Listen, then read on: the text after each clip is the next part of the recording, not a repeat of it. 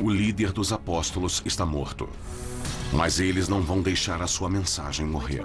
Quando falamos sobre como esse pequeno grupo marginal de homens aquados começou um novo movimento religioso... Como isso pôde acontecer? 12 homens, em uma corrida contra o tempo para salvar o mundo. Quando pensamos sobre todos os obstáculos no caminho, perseguições, martírios, crucificações... É um dos acontecimentos mais impressionantes da história da religião. A vida secreta dos apóstolos. A estrada para Jerusalém. Ano 30 depois de Cristo. Era uma sexta-feira no Pessah, ou próximo a ele. Até hoje, chamamos esse dia de Sexta-feira Santa. Mas a primeira Sexta-feira Santa não foi um bom dia para Jesus.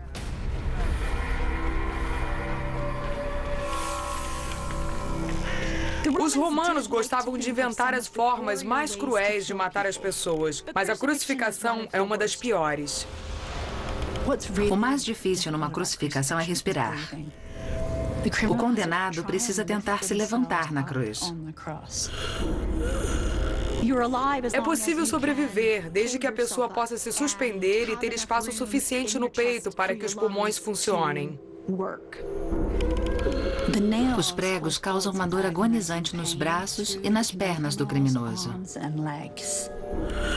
Quando a pessoa ficava muito cansada, o peso caía sobre os pulmões, causando sufocamento. Mas às vezes isso podia durar dias.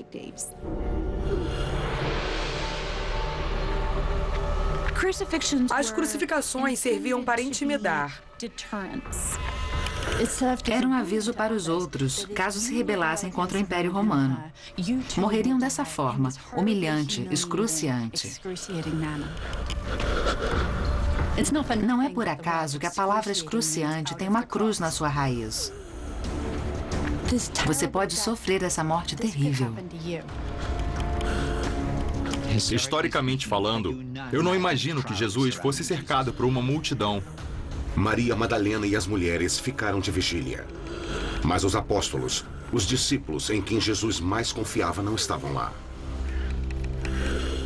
Eles estavam claramente ausentes.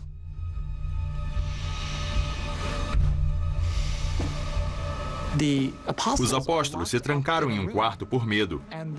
Eles não tinham a menor ideia do destino que os aguardava.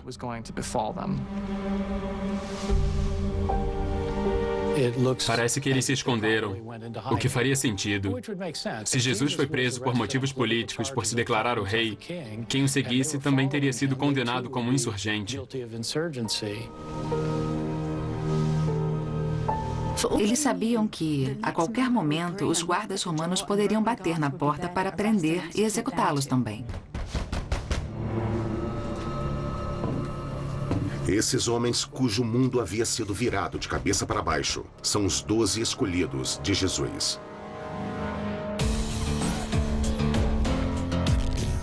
O mais importante sobre os apóstolos é o nome, os 12. Por que não 9 ou 14? 12 é um número muito simbólico. São as 12 tribos de Israel. Assim como houve uma vez 12 tribos, deveria haver 12 apóstolos. Eles eram judeus que viviam na Galileia. Nos evangelhos, alguns são descritos como os pescadores. Então sabemos que a maioria era comerciante. Eles não tinham nenhum estudo formal sobre assuntos religiosos, não mais do que qualquer outra pessoa da época teria. Jesus apareceu e fez uma proposta muito radical. Por que você não deixa a vida que sempre conheceu durante todo o seu tempo nesse planeta para me seguir? Eu tenho umas ideias malucas. Mas os nomes, quem eram essas pessoas exatamente, não fica muito claro. Todos os evangelhos mencionam os 12. Alguns listam esses 12, mas os nomes são diferentes. Se existe um grupo de referência entre os apóstolos, não são necessariamente os 12. Na verdade, são 3 dos apóstolos: Pedro, Tiago e João, filhos de Zebedeu. Jesus sempre conversava com eles em particular para dar instruções e fazer revelações especiais. Eles estavam lá desde o começo. Pedro é o mais conhecido entre os 12 discípulos, porque ele era o braço direito de Jesus.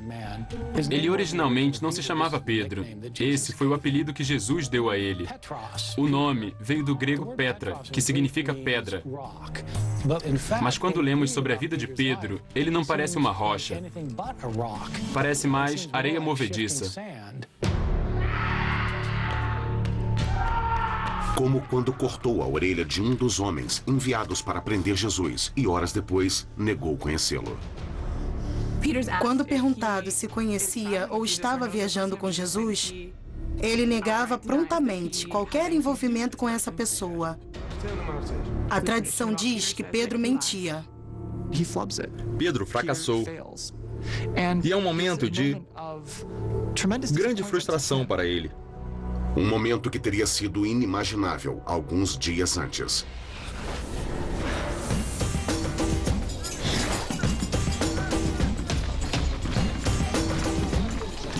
Os apóstolos viajaram com Jesus e um pequeno grupo de seguidores para celebrar o Pessah em Jerusalém. A Páscoa judaica celebra a libertação das tribos de Israel da escravidão no Egito. Mas eles também estavam antecipando o futuro quando esperavam que Deus os libertaria dos atuais opressores, os romanos.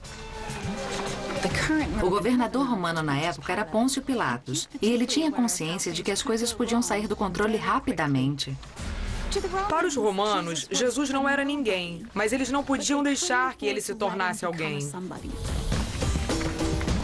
Para Pilatos, a forma como Jesus e os apóstolos entraram em Jerusalém era uma provocação à autoridade do império. Eu considero um fato histórico que ele entrou em Jerusalém montado em um burro. Sem dúvidas, Pilatos estava sobre um cavalo. Foi uma perigosa zombaria a Pilatos. A questão é que Jesus era subversivo. Era uma grande ousadia. Esse jovem da Galileia estava fingindo que havia outro tipo de império, especificamente o império de Deus. Não é de espantar que ele tenha acabado crucificado. No século I, havia muitas ideias diferentes sobre como o Messias poderia ser. Mas nenhuma delas previa uma morte humilhante e agonizante.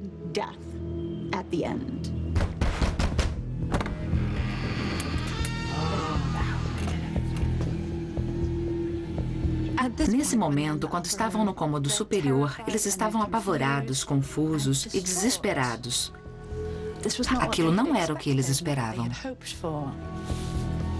Eles estavam errados de seguir aquele sujeito? Ele alegava ser quem não era? Essas pessoas deixaram suas famílias. Literalmente abandonaram suas vidas para seguir esse cara. Não dava para voltar e dizer, puxa, eu estava errado. Então, eles tinham que decidir o que fazer. Apenas algumas horas depois de ser pregado na cruz, Jesus de Nazaré morreu. Sua morte reuniria os apóstolos em um dos eventos mais misteriosos do início do cristianismo. 2 dias depois, na manhã de um domingo. É o primeiro dia da semana e várias seguidoras de Jesus, inclusive Maria Madalena, chegaram ao túmulo com algumas especiarias. Elas tiveram uma surpresa ao encontrar a sepultura vazia. O corpo de Jesus havia desaparecido. As mulheres foram as primeiras a entrar depois que o túmulo foi lacrado 2 dias antes. Então, uma pista secreta foi revelada. 2 imagens apareceram para elas. E uma das figuras disse, por que vocês procuram os vivos entre os mortos? As mulheres fugiram. Maria correu para informar os apóstolos sobre a estranha visão e o corpo desaparecido, mas eles não acreditaram. Por motivos óbvios, porque parecia inacreditável que alguém pudesse voltar à vida. Eis que Pedro vai até lá e descobre que as mulheres estavam certas. O túmulo estava vazio e Jesus tinha sumido. Acho que a realidade é que os historiadores não sabem o que aconteceu com o túmulo vazio. O que sabemos com razoável certeza é que algum tempo depois da morte de Jesus, seus seguidores disseram que ele havia voltado à vida.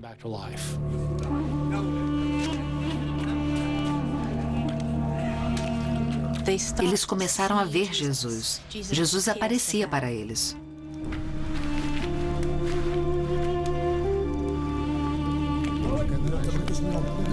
Então aconteceu mais uma vez. Jesus apareceu para seus discípulos e eles acharam que era um fantasma. Como resposta, ele se juntou a eles para jantar e comeu peixe assado. Jesus estava com fome e queria comer. Ele tinha estado morto por 3 dias. Fantasmas não comem. Então, eles sabiam que ele era um homem de verdade. O verdadeiro Jesus estava diante deles. A mensagem era que Jesus tinha voltado. Mas ele voltou extraordinariamente normal, como costumava ser. Não era uma visão, não era um fantasma, era uma ressurreição física. Os apóstolos estavam convencidos de que Jesus tinha voltado da morte. Como fato, era improvável. Mas essas visões eram absolutamente reais para eles. Eles estavam mesmo tendo visões ou estavam apenas sofrendo alucinações coletivas causadas pelo estresse psicológico? É possível. Mas no século I, as visões eram consideradas uma parte normal da vida. Para eles, as visões eram reais, como sempre são para quem as tem. Mas elas nem sempre são o começo de religiões mundiais. O que estamos tentando entender é por que essas visões fizeram o que fizeram. Isso está relacionado ao que a ressurreição confirmou para os apóstolos. Deus não ressuscita pessoas à toa. Ele escolheu esse homem. Sabe o cara que acabou de ser crucificado? Foi ele que Deus escolheu para trazer de volta a vida. Isso confirma tudo o que eles acreditavam quando começaram a seguir Jesus. Ele tinha que ser o Messias, porque agora ele era mais poderoso do que a morte. Ele era o soberano, ele era o Senhor, o futuro rei do reino que estava por vir. O Jesus ressuscitado diz a seus homens que eles foram escolhidos por ele para espalhar sua palavra em todas as nações da terra. Mas antes que isso pudesse acontecer, eles iriam precisar de poder. Ele não disse quando, nem como esse poder viria. Depois, Jesus ascendeu para o céu e deixou seus apóstolos com o maior mistério de suas vidas. De acordo com os evangelhos, os apóstolos fizeram uma jornada da Galileia até Jerusalém para esperar um sinal de Jesus. É quase impossível saber quando ou se a viagem realmente aconteceu. Infelizmente, os registros históricos do Império Romano não dizem nada sobre o início do cristianismo. É um verdadeiro buraco negro. Mas pode haver pistas em um livro da Bíblia.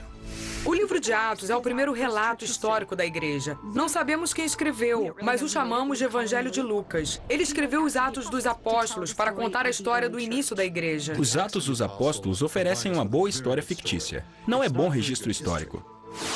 É um amálgama de fatos e ficção.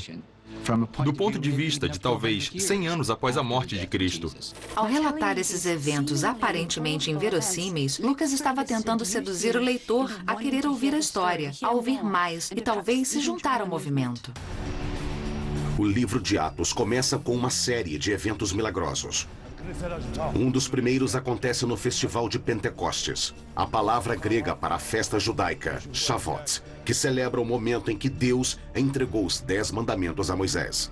Pedro conduzia a cerimônia, quando de repente... O Espírito apareceu. De repente, eles ouviram um barulho, como uma ventania. E línguas de fogo atingiram cada um dos discípulos. Subitamente, os discípulos começam a falar em outras línguas. Não estamos falando de línguas que são encontradas nas igrejas carismáticas. Estamos falando de poliglotas instantâneos. Todos podiam falar todas as línguas. Jesus se foi, mas seu espírito ficou. Seu espírito era um poder galvanizador. É uma história fantástica. Segundo o livro de Atos, Pedro levantou no dia de Pentecostes, fez um sermão e milhares de pessoas se converteram. Alguns dias depois, ele fez outro sermão e outras milhares de pessoas se convertem. Dentro de alguns meses, 2/3 de Jerusalém eram cristãos. Isso absolutamente não é verdade. Não aconteceu de jeito nenhum. O meu palpite é que estamos falando de dezenas de cristãos que se juntaram à igreja nos anos 30, talvez centenas de pessoas, mas não centenas de milhares. Mas o assunto do relato de Pentecostes não são os números exatos, mas como os apóstolos foram transformados.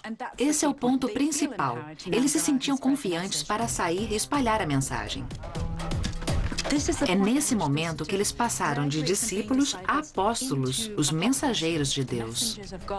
O termo apóstolos vem da palavra grega apostoli, que significa enviar à frente, enviar numa missão. Eles estavam encarregados de espalhar a mensagem de Jerusalém aos confins da terra. Mas antes de conquistar o mundo, eles teriam que enfrentar a Palestina, um passo de cada vez. Era um movimento pequeno no começo. Não existiam igrejas, catedrais. Nada estava sendo construído. Eu imagino que Jesus ficaria surpreso, se não horrorizado, com a instituição da igreja dos dias de hoje. Jesus não fundou nada. Ele era um judeu com uma mensagem judia sobre Deus e o império de Deus. E ele certamente não concebeu nada que envolvesse construções, grandes orçamentos e envolvimento político com o status quo. Jesus era realmente contra tudo isso e tinha uma visão diferente. Eles não estavam muito interessados em construir igrejas ou qualquer tipo de estrutura porque o fim do mundo estava chegando. A mensagem de Jesus teria sido que a chegada do reino de Deus era iminente. A ressurreição de Jesus era um sinal de que o fim dos tempos estava começando. Aqueles que o seguissem, aqueles que acreditassem em Deus, seriam salvos. Não fazia sentido construir prédios se tudo seria destruído em 2 ou 3 anos. Então o método deles era ir aos lugares, evangelizar o povo e seguir adiante. Eles realmente achavam que estavam à beira do abismo do fim dos tempos. E foi isso que induziu os apóstolos a difundir a mensagem tão rápido e tão amplamente. Esse tipo de vida nômade poderia ser descrito como um tipo de desabrigo consciente. Mas eles precisavam se encontrar em algum lugar. A questão é, onde eles se reuniam? Os pagãos tinham templos. Os judeus tinham sinagogas. Os apóstolos tinham a sala de jantar. Os apóstolos provavelmente se reuniam em casas particulares. E espalhavam a mensagem de Jesus dessa forma.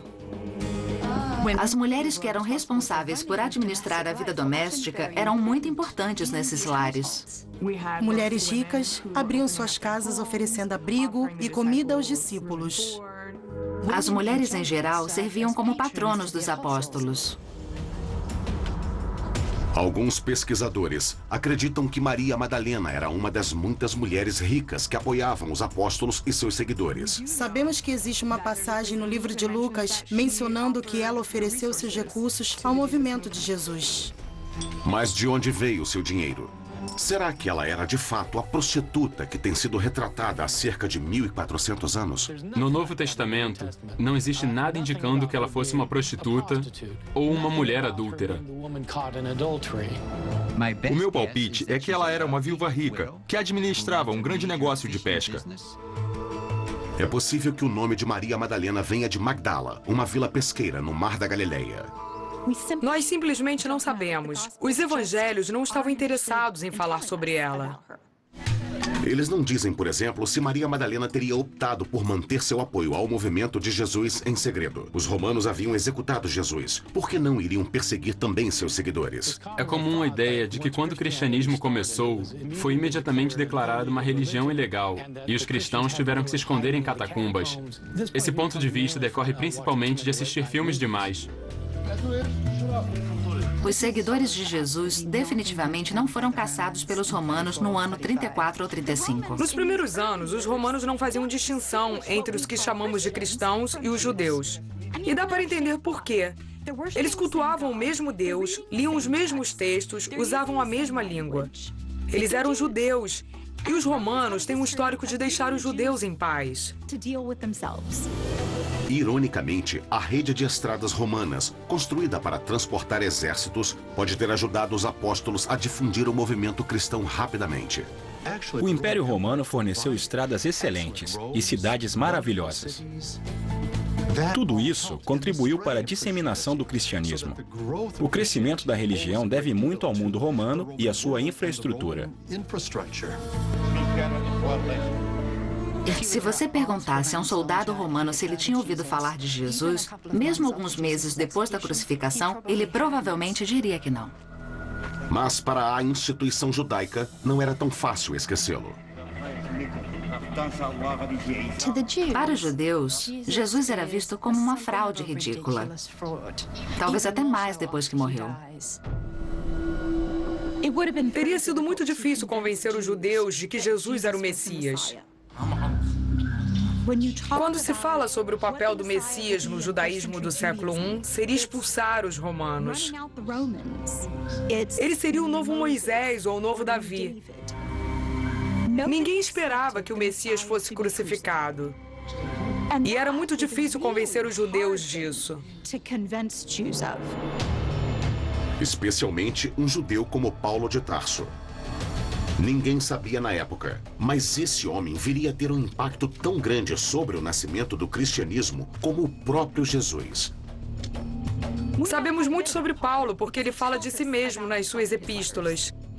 Ele foi criado como um judeu muito fervoroso e, quando ouviu falar sobre os cristãos, começou a persegui-los.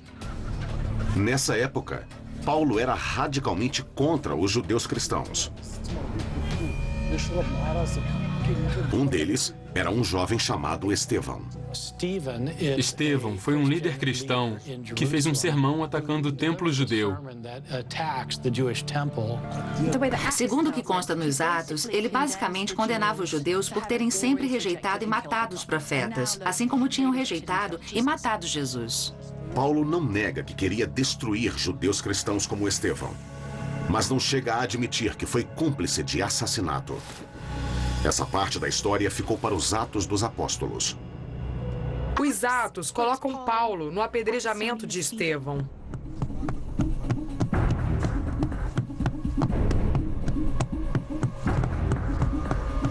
O Sinédrio, a Corte Suprema Judaica em Jerusalém, condenou Estevão à morte por suas crenças subversivas.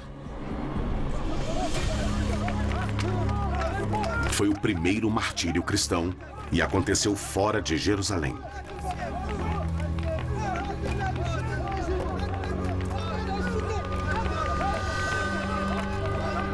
Os Atos nos levam a crer que Paulo estava realmente envolvido nisso, de alguma forma. Não sabemos até que ponto essa história é verdadeira. Se estamos querendo uma narrativa realista, não é o caso. Para começar, o texto coloca Paulo em Jerusalém. O próprio Paulo nunca disse que esteve em Jerusalém. Lucas descreve a morte de Estevão como ato de uma multidão. Todos tiveram um acesso de fúria e correram para apedrejar o homem. Mas os romanos não permitiam que os judeus executassem uns aos outros por diferenças de opinião religiosa. Isso criaria muita confusão. Verdade ou ficção? A presença de Paulo no apedrejamento de Estevão provoca uma das reviravoltas mais dramáticas na história do cristianismo. Alguma coisa aconteceu a ele. O chamado incidente da estrada de Damasco, que mudou completamente a vida dele. O livro de Atos diz que ele estava na estrada para Damasco e ia perseguir os cristãos de lá com a autorização dos líderes judeus de Jerusalém. Ele estava a caminho quando viu um clarão ofuscante. Uma luz forte brilhou sobre Paulo e ouviu-se uma voz que disse: Paulo, por que você está me perseguindo? E Paulo perguntou, quem está falando? E a voz disse, eu sou Jesus, aquele que você está perseguindo. Então Paulo ficou imediatamente cego. Ele teve que ser levado pela mão até Damasco. Paulo recuperou a visão. E ele deu uma guinada radical. De perseguidor a apóstolo. As epístolas do próprio Paulo não dizem nada sobre seu encontro milagroso na estrada de Damasco. O relato de Paulo é muito mais simples. Ele só diz: quando Deus revelou seu Filho dentro de mim, em mim, como uma experiência interior, eu me tornei uma pessoa diferente. Paulo alega que sentiu sua vocação com a própria revelação pessoal de Jesus. A história final é a mesma. Paulo deixou de ser um perseguidor e veio a ser um dos melhores, ou o melhor apóstolo do movimento.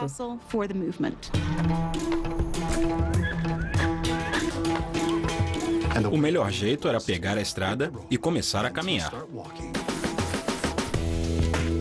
Paulo tinha um plano: ir para o norte. Ele realizou uma série de jornadas pela Ásia Menor e pela Grécia. Algumas pessoas calculam que Paulo chegou a viajar 16 mil quilômetros. No mundo antigo, isso não era fácil. Enquanto isso, os apóstolos continuavam seu trabalho na Palestina. Eles encontraram mais receptividade quando estavam realizando curas, espantando espíritos e curando paralíticos. Existem histórias de pessoas que traziam os parentes doentes em colchões e os deitavam na rua. O que distinguia os seguidores de Jesus é que eles não aceitavam pagamentos. Era isso que o cristianismo estava oferecendo às pessoas. Assistência médica de graça, numa época em que as consultas médicas eram muito caras. Então, por esse motivo apenas, as pessoas se juntaram em volta de Pedro, Filipe e João em busca de cura. E uma vez lá, formavam um público atento. Daí eles diziam: o fim do mundo está próximo. E se você não agir logo e não se juntar ao movimento de Jesus, o mundo pode acabar e você pode ir para o inferno. É uma oferta com tempo limitado. Compre agora ou você não será salvo. Dá para ver como, de repente, isso se tornou atraente. Os apóstolos já estavam fazendo avanços com os judeus, porque eles já cultuavam o mesmo Deus. Mas com os gentios, a história era diferente. Os seguidores de Jesus passaram a pregar aos gentios, os não-judeus. O que caracterizava os gentios no Império Romano é que todos eles eram politeístas. Eles adoravam vários deuses. Hoje, eles são chamados pelos pesquisadores de pagãos.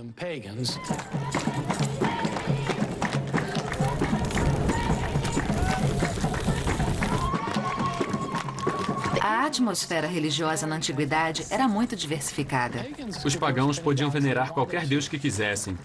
Eles podiam adorar os grandes deuses da mitologia grega e romana. Podiam cultuar seus deuses locais, os deuses das cidades, da floresta, dos rios, do pasto, da guerra. Havia deuses do amor, deuses da fertilidade. Era um mundo povoado por essas personalidades sobre-humanas. Era uma espécie de buffet de religiões. As pessoas podiam ter o quanto quisessem de qualquer coisa. Então, quando os apóstolos insistiam para que os pagãos abrissem mão de todos os seus deuses, estavam diante de um problema. Tudo era uma questão de poder. As religiões pagãs enfatizavam que os deuses favoreciam os seus adoradores. Nós não podemos controlar a chuva, mas os deuses podem. Não podemos controlar se as colheitas serão boas. Não podemos controlar se o gado se reproduz ou não, mas os deuses podem. Os deuses podem fazer coisas por nós. E quando você vira as costas para eles... Um ser humano vai pagar o preço. Existem pessoas entre nós que não estão adorando os deuses. Por isso, eles estão causando esses problemas. Esse é o principal motivo que levou à perseguição dos primeiros cristãos. Sempre que acontecia um desastre em uma cidade e os cristãos estavam lá, eles naturalmente eram considerados culpados. Por outro lado, Paulo estava tendo sucesso ao espalhar a mensagem de Jesus entre o povo gentil da Grécia e da Ásia Menor. Paulo se estabeleceu de uma forma um tanto audaciosa como o apóstolo dos gentios. Aparentemente, Paulo achava que a mensagem de salvação não era só para os judeus. A mensagem da salvação de Deus deveria atingir todo o mundo. E ele acreditava que tinha sido convocado por Cristo para levar essa mensagem aos gentios. Na verdade, Paulo era um estrategista brilhante. O plano dele era pular as cidades menores e se concentrar nas capitais. Muita gente saía das outras cidades e ia à capital regularmente para fazer todo tipo de negócio. Então, se a mensagem chegasse à capital, ela seria difundida. Paulo contava com um bom esquema. Ele comercializava couro. E quando as pessoas chegavam para comprar, ele começava a falar com elas. Primeiro, ele sabia falar a língua. Paulo falava grego. E como Paulo podia se comunicar, não havia limites para onde sua mensagem poderia chegar. Depois ele misturava um pouco de religião. Você corre o risco de ser jogado no inferno, onde vai ser queimado e o enxofre vai cobrir o seu corpo. Você vai estar perdido para sempre. Você quer estar ao lado de Jesus ou quer ser deixado para trás? Essa era a mensagem incisiva de Paulo. Mas ele era muito bom em fechar o negócio ao convencer os pagãos de que o Deus judeu era mais poderoso. Mais poderoso do que todos os deuses pagãos. Como, por exemplo, mostrou a ressurreição de Jesus, além dos milagres realizados por seus seguidores. Um Deus poderoso o bastante para protegê-los da ira de todos os outros. Uma divindade universal que era responsável pela criação do mundo inteiro, de todas as pessoas nele e pelo que seria a destruição iminente. Funcionou. O movimento de Jesus crescia.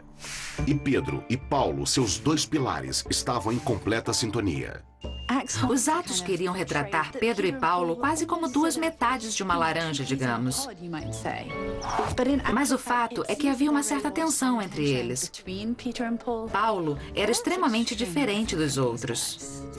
Eles não eram alfabetizados, não eram letrados, não vinham da alta sociedade. Estamos falando de pescadores. Paulo era um sujeito que chegou do nada. Ele era estrangeiro, provavelmente tinha sotaque. E só o fato de saber escrever indica que Paulo claramente era rico e privilegiado. E a verdade é que ele não sabia quase nada sobre Jesus. Paulo nunca ouviu. Paulo não estava na Galileia. Ele não tinha viajado com Jesus vivo. Ele não esteve na crucificação. Daí, um dia ele apareceu e disse: "Eu tive uma visão de Jesus e agora também vou ser um apóstolo." Dá para imaginar como isso teria sido frustrante para os seguidores originais de Jesus. Mas ele queria ser levado a sério. Ele queria ser um apóstolo. Mas ele tinha um passado negro. As pessoas sempre lembravam: você já foi um sujeito do mal. E você era contra a gente e agora você vem com esse papo de que é um de nós, um homem de Jesus? Fala sério, Paulo. Houve tentativas de criar um consenso. Como quando Paulo convidou Pedro para uma refeição com os gentios que ele havia convertido na cidade de Antioquia. Paulo queria que seus novos irmãos se sentissem em casa. E isso significava comer o que eles comiam, que não era kosher. Paulo explica. Nos sentamos todos juntos, um corpo, um grupo de devotos, compartilhando. E então Pedro é preso por seus irmãos de Jerusalém. Seu crime foi comer alimentos que não eram kosher, com não-judeus. A opinião de Paulo é: se o nosso movimento vai incluir os gentios convertidos, precisamos comer com eles todos juntos. O pessoal de Jerusalém não concordou e Pedro cedeu à pressão. E Paulo disse: eu levantei e confrontei ele. Agora você acha que precisa ser kosher? E você acha que nós somos seguidores de segunda classe? Paulo achava que era hipocrisia. De acordo com Paulo, ele e Pedro nunca se reconciliaram. E em nenhum momento, Paulo duvidou que sabia o que era melhor para o movimento. Paulo insiste que recebeu seus evangelhos diretamente do próprio Jesus Cristo. Que ele não tinha aprendido nada sobre o que estava fazendo com nenhum ser humano. Ele recebeu tudo de Jesus. Como, por exemplo, decidir se os gentios que aceitassem Jesus deveriam ou não ser submetidos aos tradicionais costumes judeus, como a circuncisão. Nos primeiros anos, o cristianismo ainda era um movimento judeu e a circuncisão é uma lei imutável que todos os judeus devem seguir. Mas Paulo defendia firmemente a isenção dos gentios. Paulo não achava que a circuncisão era um requisito para ser um seguidor de Jesus. Ele dizia claramente que os gentios que passassem a acreditar em Jesus não precisavam ser circuncidados. Que Jesus havia morrido para salvá-los e era nisso que eles precisavam acreditar. Se a lei pudesse nos salvar, não precisaríamos de Jesus. E acho que no final das contas, Paulo era muito prático. Eles estavam tentando difundir uma religião, mas colocavam essa imposição no caminho. Você vai fazer o quê? Com o meu... o quê? Não dava para converter um monte de homens adultos. De jeito nenhum. E quando uma facção rival da Galácia o desafiou, ele não mediu palavras. Ele basicamente começa sua epístola assim: seus Gálatas idiotas, e depois só piora. Paulo disse, não, deixem meu povo em paz. Eles são seguidores de Jesus. Não precisam de circuncisão. Sabe de uma coisa? Eu queria que todos vocês que adoram as suas facas e estão loucos para fazer umas circuncisões, cortassem as suas próprias coisas. Como a circuncisão estava fora de questão para os gentios, Paulo precisava oferecer a eles outro ritual de iniciação. O batismo fazia parte e era muito comum no judaísmo na antiguidade. E Paulo adaptou o ritual para que os gentios pudessem renascer como seguidores de Jesus. É um novo começo. Eles podiam recomeçar a vida como seguidores de Jesus. O batismo se revelou um sucesso para o movimento de Jesus. Impressionante para um homem que nem conheceu Jesus. Mas apesar do sucesso de Paulo, o nascente movimento de Jesus ainda enfrentaria muitos obstáculos. Os problemas começaram no ano 41. Roma empossou um novo rei na Judéia, Herodes Agripa, que era judeu. Foi uma boa notícia para os judeus. Para os seguidores de Jesus, nem tanto. E para Tiago, foi muito ruim. Segundo os Atos, Herodes Agripa chegou ao poder e, para angariar a simpatia dos judeus, mandou decapitar o apóstolo Tiago. E imediatamente depois, ao perceber o sucesso que teve, mandou prender Pedro, provavelmente com a intenção de fazer a mesma coisa com ele. Ele estava na prisão e, de repente, um anjo apareceu. Pedro achou que fosse um sonho e o anjo falou para ele se levantar rápido. E as correntes simplesmente se soltaram das mãos dele.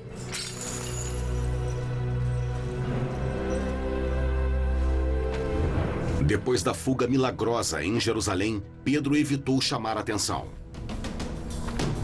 Mas, 1.400 quilômetros ao norte, Paulo fazia o contrário. No ano 50, ele chegou à cidade grega de Filipos, continuando sua missão com os gentios.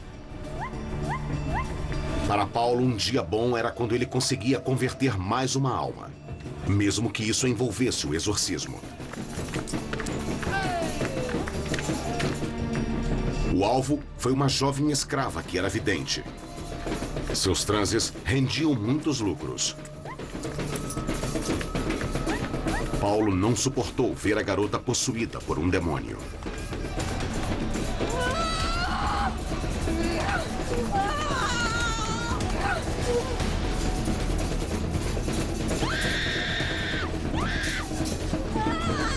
Os donos dela retribuíram o favor, delatando ele.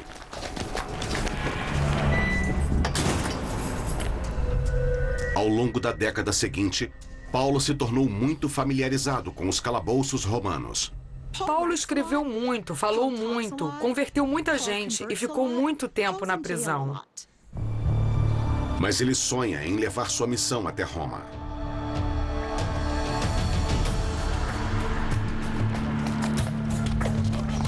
Um relato que nunca chegou a entrar na Bíblia diz que Paulo chegou a Roma como um homem livre.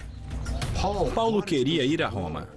Assim ele teria uma plataforma de lançamento para levar o evangelho até os confins do mundo. Mas a Bíblia conta uma história mais sombria.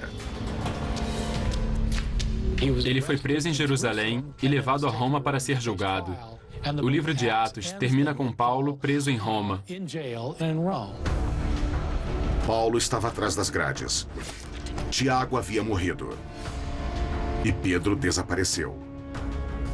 Mas o que aconteceu com o resto dos 12 apóstolos? O que a Bíblia diz sobre eles?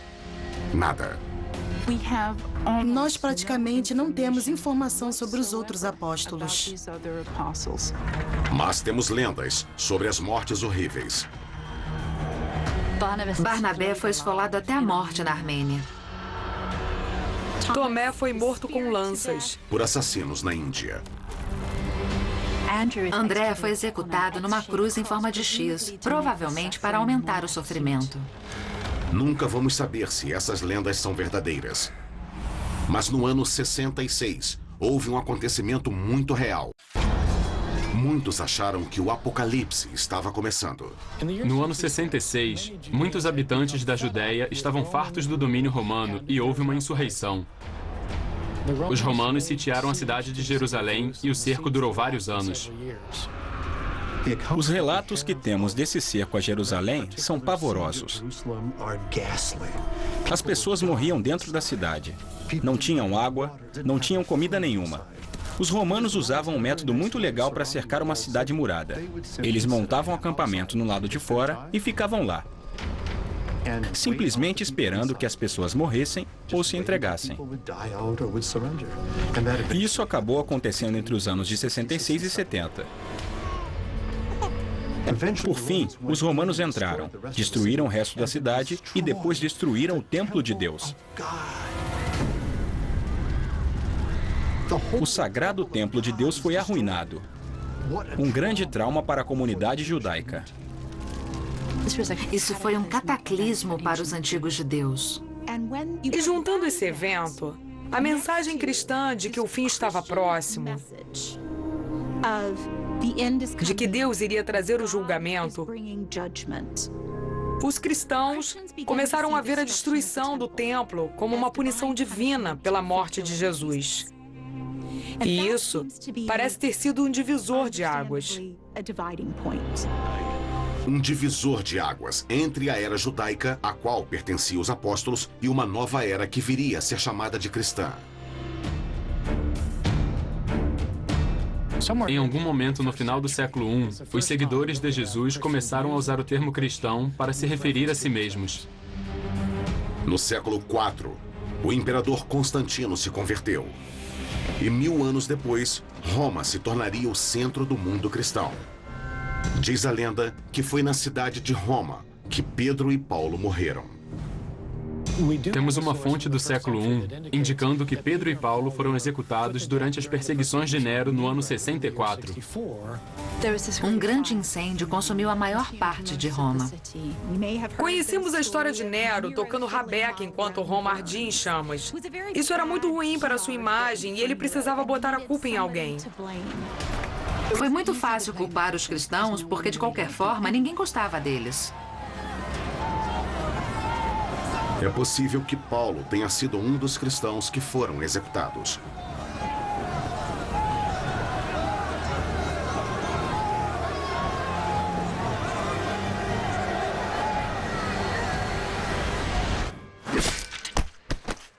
Paulo foi decapitado. Mas nessa hora aconteceu uma coisa interessante. Leite jorrou do pescoço dele em vez de sangue. Sua morte, ironicamente, não foi a morte, mas a vida. E o leite é o que dá a vida. Então, ao matar Paulo, os romanos, sem querer, o devolveram à vida. A morte de Pedro é igualmente singular. Pedro foi crucificado, mas de cabeça para baixo.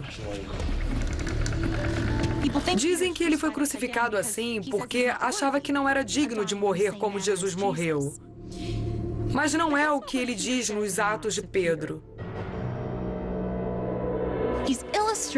Ele quis ilustrar como o mundo estava de cabeça para baixo, como estava cheio de pecado, e a cruz iria endireitá-lo.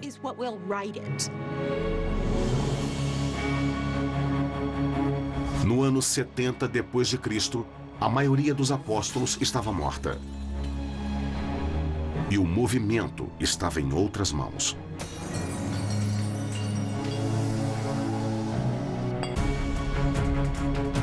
Os primeiros apóstolos não convertiam milhares de pessoas de uma vez, mas algumas pessoas aqui e ali. Mas essas poucas pessoas converteram outras pessoas, que converteram outras, e o movimento começou a crescer. É um dos acontecimentos mais impressionantes na história da religião. Quando a gente pensa que esses seguidores tiveram que superar perseguições, martírios, prisões, crucificações, e ainda assim deram início a uma religião mundial, é espantoso.